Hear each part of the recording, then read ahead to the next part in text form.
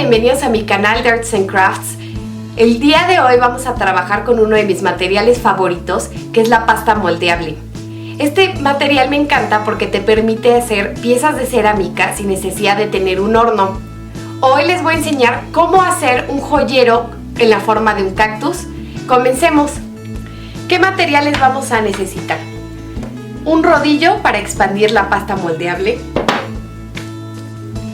Una pasta moldeable, esta puede ser del color de tu preferencia, realmente vienen en color blanco y color barro. Yo siempre elijo el color blanco porque es mucho más fácil de decorar después. Un tipo cúter o algo así, alguna herramienta que te permita cortar tu pasta. Y finalmente voy a utilizar este jarroncito de vidrio para darle la forma al plato del joyero. O sea, tú puedes utilizar cualquiera que te gustes o simplemente no utilizar ninguno y tú irle dando la forma con las manos. Podemos comenzar.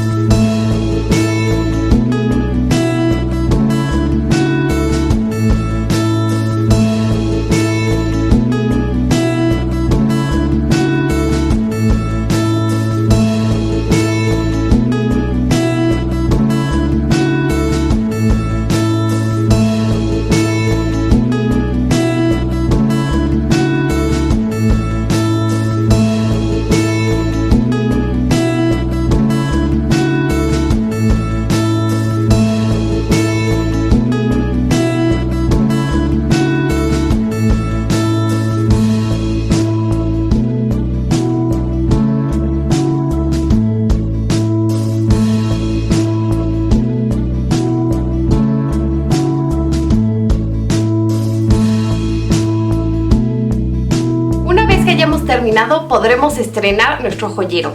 Espero les haya gustado mucho esta manualidad. Por favor, no se olviden de suscribirse a mi canal, darme un like si les gustó el video y dejarme un comentario. Muchas gracias, hasta luego.